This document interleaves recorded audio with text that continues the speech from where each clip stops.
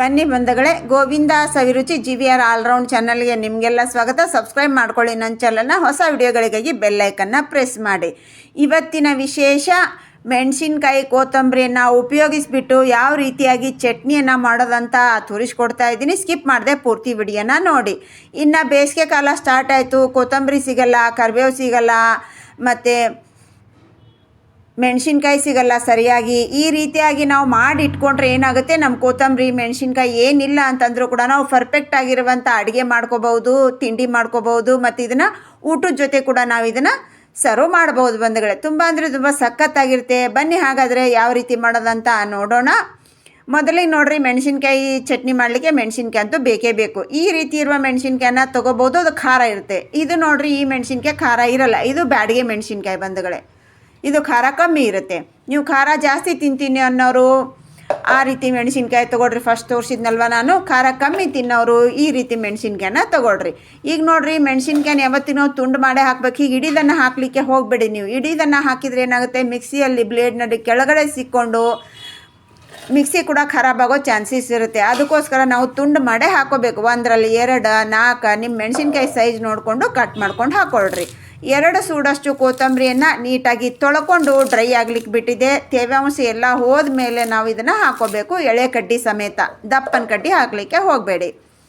ಅದರಲ್ಲಿ ನೀರಿನ ಅಂಶ ಏನೂ ಇರಬಾರ್ದು, ನೀರೆಲ್ಲ ಡ್ರೈ ಆಗಿರಬೇಕು. 1 ಹಿಡಿಯಷ್ಟು ಬೆಳ್ಳುಳ್ಳಿ ಹೆಸಳು, ಹಾಗೆ ನೋಡಿರಿ ಇಲ್ಲೇ ಒಂದು 3 4 ಚಮಚದಷ್ಟು ಉಪ್ಪು, ಸಣ್ಣ ಕಪ್ಪಿನಿಂದ ಅರ್ಧ ಕಪ್ಪಿನಕ್ಕಿಂತ ಸ್ವಲ್ಪ ಕಮ್ಮಿ. 2 ಚಮಚದಷ್ಟು ಜೀರಿಗೆ, 1 ಚಮಚದಷ್ಟು ಓಂಕಾಳು ಅಂದರೆ ಅಜಿವಾನ, 1 ಚಮಚದಷ್ಟು ಪೆಪ್ಪರ್ ಪೌಡರ್. ಈಗ ಇದಿಷ್ಟೆಲ್ಲನ ಹಾಕ್ಕೊಂಡು ನಾವು ನುಣ್ಣಗೆ ಇದನ್ನು, ಅಂದರೆ ಜಾಸ್ತಿ ನುಣ್ಣಗೆ ಬೇಡ, ಜಾಸ್ತಿ ತರಿ ಆಗಬೇಡ, ಹಾಗೆ ರುಬ್ಬೋಣ.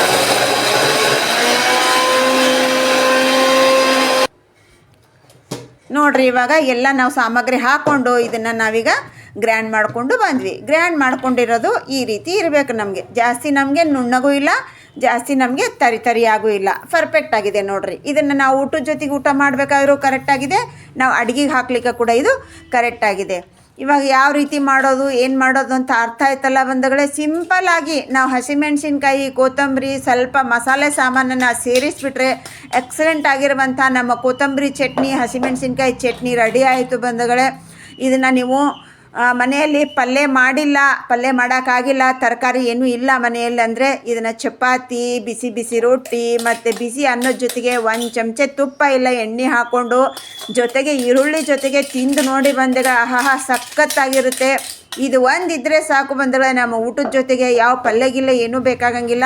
ನಮ್ಮ ಅಡುಗೆ ಕೂಡ ಇದನ್ನು ಹಾಕೋಬಹುದು. ನಾವು ಯಾವುದೇ ಅಡುಗೆ ಮಾಡಲಿ, ತಿಂಡಿ ಮಾಡಲಿ, ಅವಲಕ್ಕಿ, ಉಪ್ಪಿಟ್ಟು, ಮತ್ತು ಯಾವುದೇ ಪಲ್ಯ ಮಾಡಲಿ, ಸಾರು, ಪಪ್ಪು, ನೀವು ಬೇಕಾದ ಅಡುಗೆ ಮಾಡಿದರೂ ಕೂಡ ಇದು ಒಂದು ಹಾಕೊಂಡ್ಬಿಟ್ರೆ ನಮಗೆ ಕರಿಬೇವು ಬೇಡ, ಕೊತ್ತಂಬರಿ ಬೇಡ,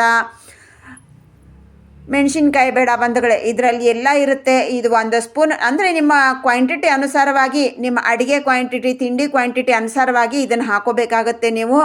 ಅರ್ಥ ಆಯ್ತಲ್ಲ ಬಂಧುಗಳೇ ಯಾವ ರೀತಿ ಮಾಡಬೇಕಂತ. ಒಂದೇ ಒಂದು ಸಾರಿ ಟ್ರೈ ಮಾಡಿ, ನೀವು ಟೇಸ್ಟ್ ನೋಡಿ ಹೇಗೆ ಅನ್ನಿಸ್ತು ನಿಮ್ಗೆ, ಹೇಗಿತ್ತು ಅನ್ನೋದನ್ನು ಕಮೆಂಟ್ ಸೆಕ್ಷನ್ನಲ್ಲಿ ಕಮೆಂಟ್ ಮಾಡಿ. ನಿಮ್ಗೆ ಯೂಸ್ಫುಲ್ ಅನಿಸಿದರೆ ಸಬ್ಸ್ಕ್ರೈಬ್ ಮಾಡೋದನ್ನು ಮರಿಬೇಡಿ. ಒಂದು ಲೈಕ್ ಕೊಡಿರಿ. ಇಷ್ಟ ಆದರೆ ಬಂಧು ಸರ್ಕಲ್ಗೆ ಶೇರ್ ಮಾಡಿ. ಅರ್ಥ ಆಯ್ತಲ್ವ ಹೇಗೆ ಮಾಡ್ಬೇಕನ್ನೋದು. ಒಂದೇ ಒಂದು ಸಾರಿ ಟ್ರೈ ಮಾಡಿರಿ. ನೋಡಿರಿ ಎಷ್ಟು ಸಖತ್ತಾಗಿದೆ ನಮ್ಮದು. ಇದು ಎಷ್ಟು ದಿವಸ ಬೇಕಾದರೂ ಸ್ಟೋರ್ ಮಾಡ್ಕೋಬೋದು ಬಂಧುಗಳೇ. ಅರ್ಥ ಆಯ್ತಲ್ವ. Thanks for watching. ಬಾಯ್.